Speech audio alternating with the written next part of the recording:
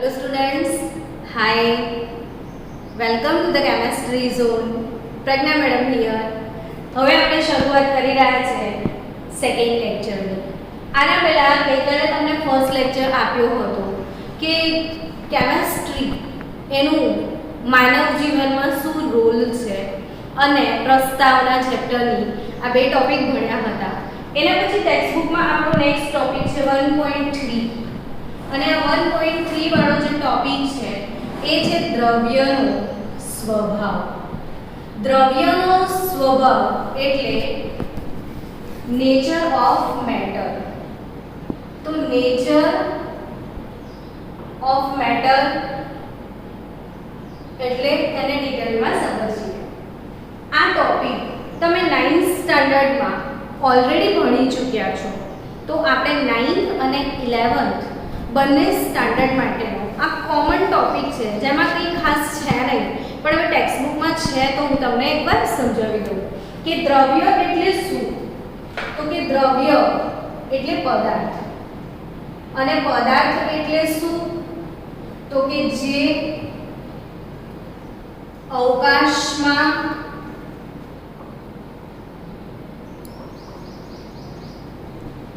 જગ્યા રોકે અને દળ ધરાવે તથા જેનો સ્પર્શ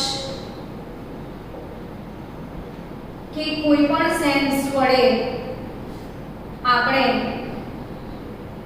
સ્પર્શ કે અન્ય સેન્સ વડે અનુભવી શકીએ, જેને આપણે ફીલ કરી શકીએ, આને પદાર્થ કહેવાય.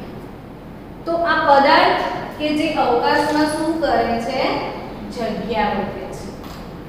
અત્યારે તમારી સામે હું છું, આ પેન છે, બોર્ડ છે, પ્લાન્ટ છે, ઇંક છે, કેટલી બધી વસ્તુઓ તમે તમારી આજુબાજુ જોવો છો.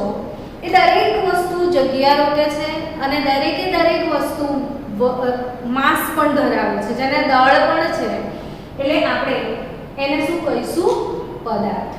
તો આ પદાર્થ વધારે સમય નથી બગાડતા આપણે, કારણ કે ઈઝી ગોઈંગ ટોપિક છે. તો પદાર્થનું વર્ગીકરણ સમજી લઈએ. તો પદાર્થનું વર્ગીકરણ શું વસ્તુ છે તો કે પદાર્થ એનું વર્ગીકરણ બે રીતે થશે: ભૌતિક અવસ્થાના આધારે અને રાસાયણિક અવસ્થાના આધારે.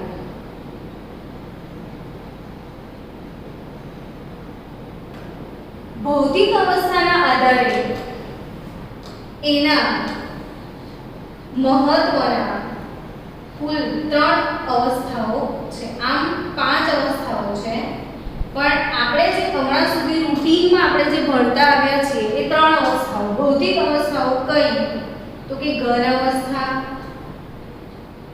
પ્રવાહી અવસ્થા અને વાયુ અવસ્થા. તો રાસાયણિક અવસ્થાના આધારે કયા પ્રકાર તો કે રાસાયણિક અવસ્થાના આધારે પ્યોર સબસ્ટન્સ એટલે શુદ્ધ પદાર્થ,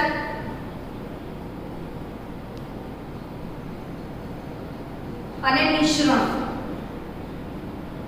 શુદ્ધ પદાર્થ એટલે એકલો જ હોય, એના સાથે કશું મિક્સ ના થયેલું હોય. આ શુદ્ધ પદાર્થમાં શું આવે તો તત્વ અને સંયોજન આવશે. જ્યારે મિશ્રણમાં શું આવશે તો મિશ્રણ બે પ્રકારના હોય છે: વિષમાંગ મિશ્રણ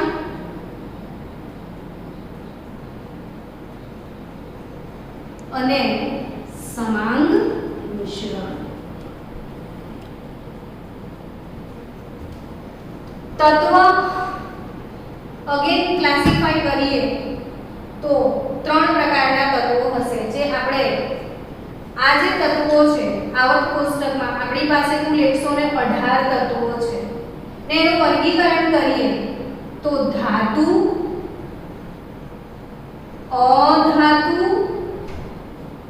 અને અર્ધ ધાતુ આ રીતે વર્ગીકરણ થશે।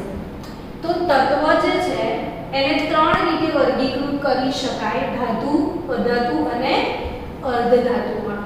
અને જે સંયોજન છે એ બે પ્રકારના હશે, કાર્બનિક સંયોજન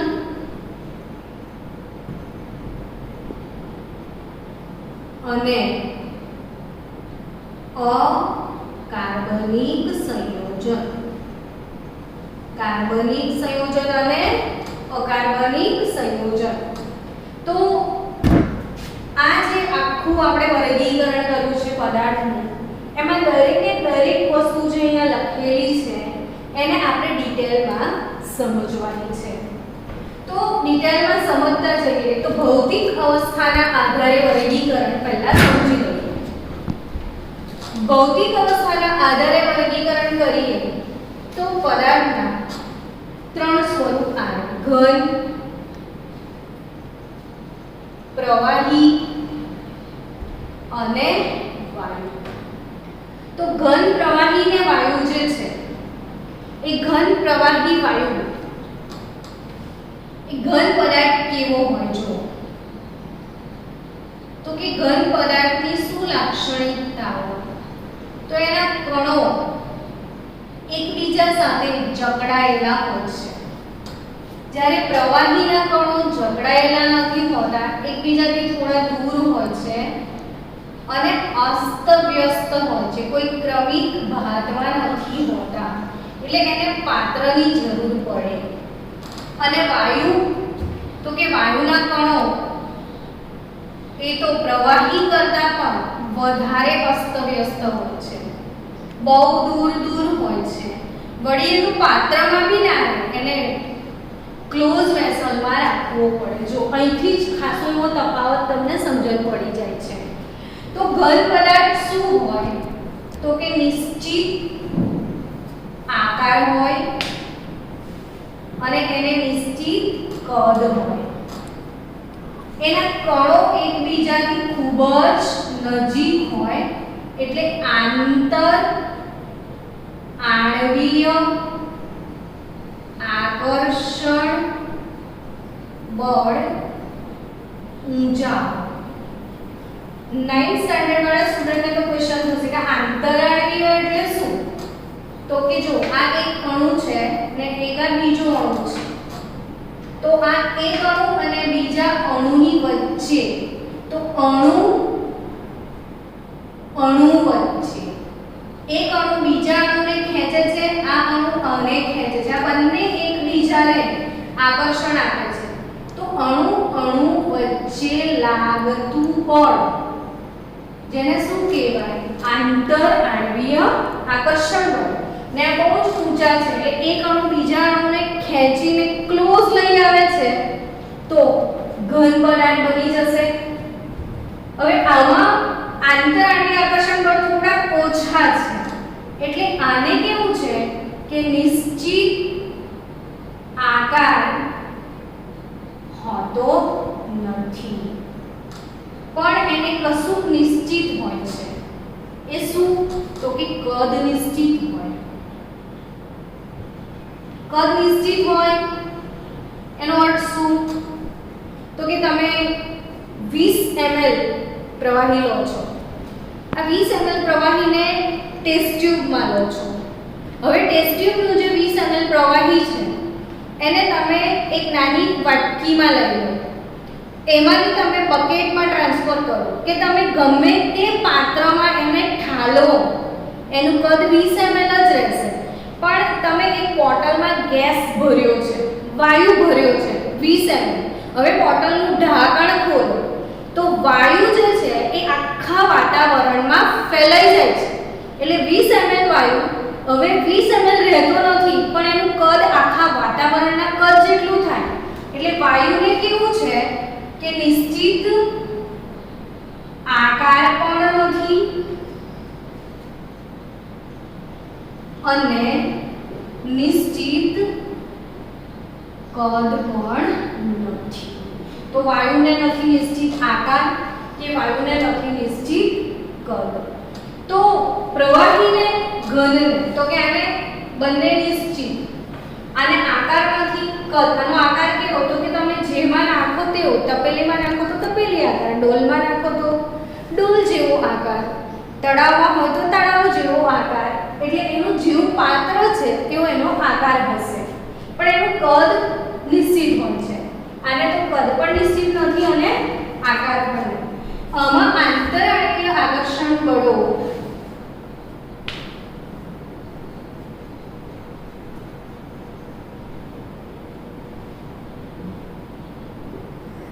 ઘન કરતા ઓછા અને વાયુ કરતા વધુ હોય છે જ્યારે આમાં આંતરઆણ્વીય આકર્ષણ બળ ખૂબ જ નહીવત હોય છે ઘન પદાર્થ વહી શકતો નથી તમારું પુસ્તક બેગમાંથી વહી જાય ખરું પણ પ્રવાહી તો વહી શકે છે વાયુનું પણ વહન થાય છે વાયુ ફેલાય છે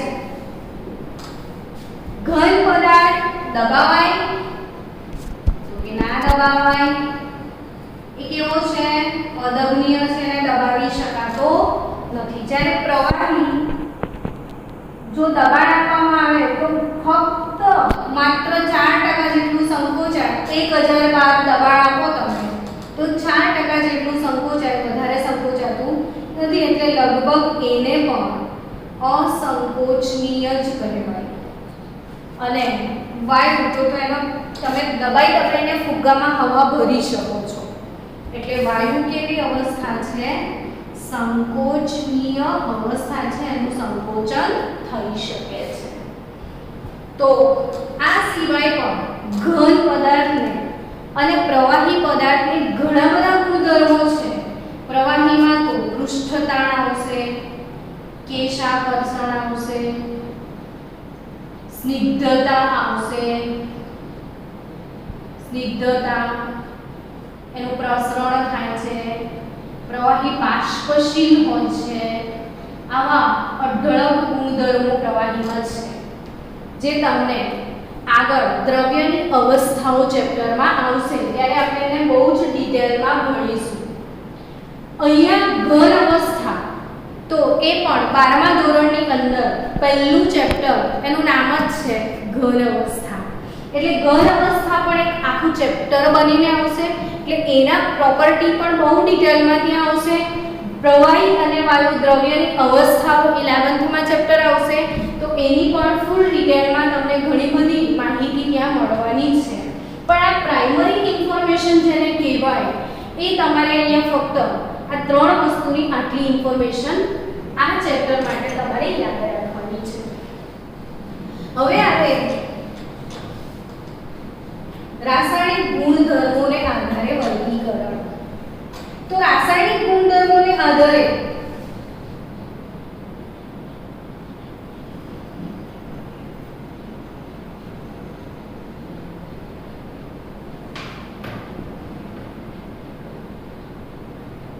વર્ગીકરણ કરવા બેસ્યા હતા આપણે તો આજે એમાં મિશ્ર આપણે એવું લખ્યું હતું કે શુદ્ધ પદાર્થ અને મિશ્રણ ને શુદ્ધ પદાર્થમાં હતું તત્વ બીજી વસ્તુ એમાં આવશે સંયોજન અને ત્રીજી વસ્તુ એમાં આવશે મિશ્રણ તો આ બધા કન્સેપ્ટ આમ તો એક વખત ભણેલા છે છતાં આપણે ડિટેલમાં જઈએ તો તત્વ એટલે શું તો એની વ્યાખ્યા જે છે એ લેવોઝિયર નામના વૈજ્ઞાનિકે આપી છે તત્વની વ્યાખ્યા કોણે આપી છે લેવોઝિયરે આપણી પાસે આધુનિક આવર્ત કોષ્ટકમાં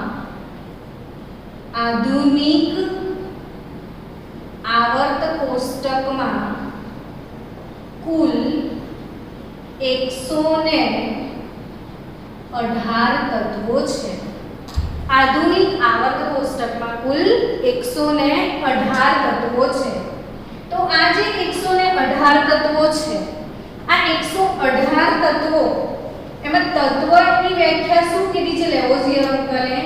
તો કે એક જ પ્રકારના પરમાણુ ના બનેલા પદાર્થને તત્વ કહેવાય. તો કે તત્વ કોને કહેવાય? તો કે એક જ પ્રકારના પરમાણુના બનેલા પદાર્થને શું કહેવાય? તત્વ કહેવાય. તો એક જ પ્રકારનો પરમાણુ એટલે સુધારો કે O3 છે, જેને આપણે ઓઝોન કહીએ છીએ. તો આ ઓઝોનમાં 3 પરમાણુ દેખાય છે. જો અહીંયા O3 લખ્યું છે, તો 3 એમ નહીં, 3 મોલ પરમાણુ કહેવાય. પણ આ 3 છે ના, તો O જ છે, એટલે એક જ પ્રકારનો પરમાણુ કહેવાય. ધારો કે S8 હું લખું છું સલ્ફર, તો એમાં પણ જો 8 કે 8 મોલ પરમાણુ સલ્ફર ના જ છે. સલ્ફર સિવાય અહીંયા બીજું કશું જ નથી.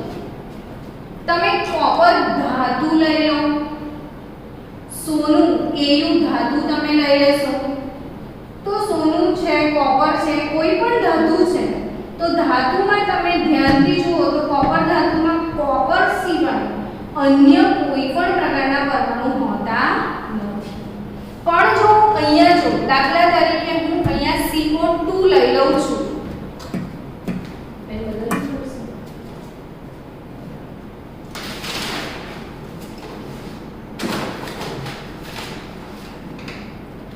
દાખલા તરીકે CO2 લો, તો C મતલબ કયો પરમાણુ થયો? કાર્બન નો પરમાણુ. O મતલબ કોના પરમાણુ? ઓક્સિજનના પરમાણુ. તો અહીંયા બંનેના જુદા જુદા પરમાણુઓ ભેગા થયા છે. તો જુદા જુદા પરમાણુ ભેગા થાય ત્યારે જે બને તેને સંયોજન કહેવાય. તો સંયોજન શું વસ્તુ છે કે જ્યારે જુદા જુદા પરમાણુ ભેગા થાય ત્યારે સંયોજન બને. જો અહીંયા કાર્બનનો પરમાણુ છે, ઓક્સિજનનો પરમાણુ, અલગ અલગ પરમાણુ છે, તો આને તત્વ ના કહેવાય, આને શું કહેવાય? સંયોજન. તો અહીંયા આની વ્યાખ્યા હવે ક્લિયર કે એક જ પ્રકારના પરમાણુના બનેલા પદાર્થને શું કહેવાય? તત્વ. તત્વ નો કોઈ એક તત્વનું જે પરમાણુ છે તે બીજા તત્વના પરમાણુથી સંપૂર્ણ રીતે અલગ હશે. આ પરમાણુની કમ્પેરિઝન આની જોડે ના કરી શકાય. તો દરેકે દરેક તત્વના પરમાણુ એકબીજાથી અલગ અલગ હોય છે. પણ સંયોજન શું છે? તો કે એક કરતા વધુ પ્રકારના પરમાણુઓ ભેગા થઈ ને જે સ્પીસીસ બનાવે છે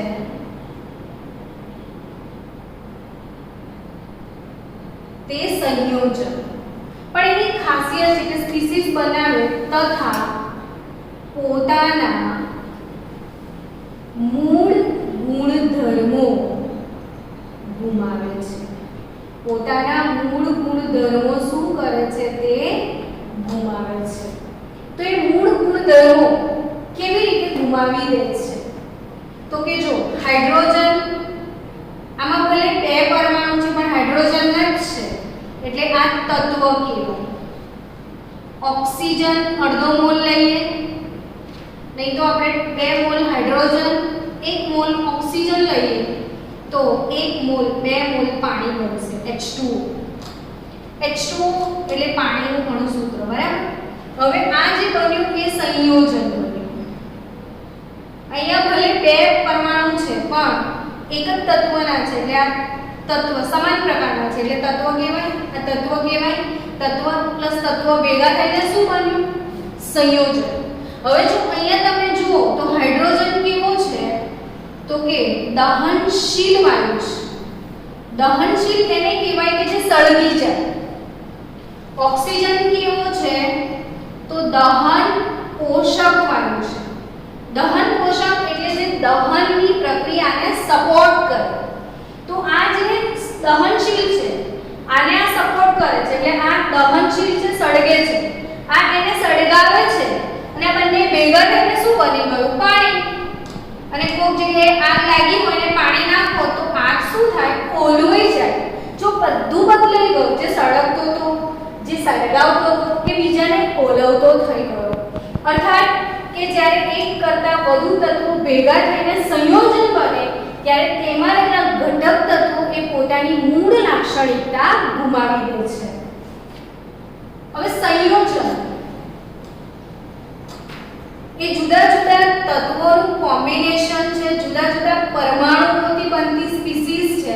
એટલે સંયોજન જે છે એ સંયોજનનો નાનામાં નાનો જે કણ છે કે ઘટક છે એને અણુ કહેવાય. ફોર એક્ઝામ્પલ CO2 અણુ, H2O અણુ, NaCl અણુ. પણ Na પરમાણુ, Cl પરમાણુ, કાર્બન ઓક્સિજન પરમાણુ, સલ્ફર પરમાણુ, કોપર પરમાણુ, Au પરમાણુ, બટ CO2 અણુ, H2O અણુ, NaCl અણુ પરમાણુઓના કોમ્બિનેશનથી અણુ બનતા હોય છે. હવે મિશ્રણ. તો મિશ્રણ એટલે શું? તો કે એક કરતા વધુ પદાર્થો ભેગા થાય પરંતુ પોતાની મૂળ લાક્ષણિકતા જાળવી રાખે. એ પોતાની મૂળ લાક્ષણિકતા શું કરે છે? જાળવી રાખે છે. જ્યારે અહીંયા શું ભણ્યા હતા તમે કે તત્વો પોતાની મૂળ લાક્ષણિકતા ગુમાવે છે ત્યારે સંયોજન બને છે અને જાળવી રાખે તો એ શું? મિશ્રણ. ફોર એક્ઝામ્પલ તમે લીંબુ શરબત બનાવો છો તો લીંબુ શરબતમાં તમે ખાંડ નાખો છો તો ખાંડ સંયોજન, પછી મીઠું નાખશો, મીઠું સંયોજન, પછી લીંબુનું પાણી છે એ સંયોજન, પછી પાણી છે એ સંયોજન. ઘણા બધા ઇન્ગ્રેડિયન્ટ તમે મિક્સ કરી દીધા પણ મીઠું અંદર જઈને ખારું જ છે, ખાંડ અંદર જઈને ગળી જ છે.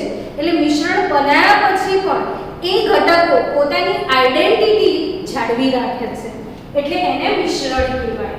હવે આ મિશ્રણ એ બે પ્રકારના સમાંગ અને વિષમાંગ મિશ્રણ. તો કે સમાંગ મિશ્રણ એટલે શું? તો કે બે પદાર્થો ભેગા થાય. ધારો કે તમે એક કાચનો ગ્લાસ લીધો, એમાં પાણી લીધું ને એમાં ખાંડ નાખી દીધું.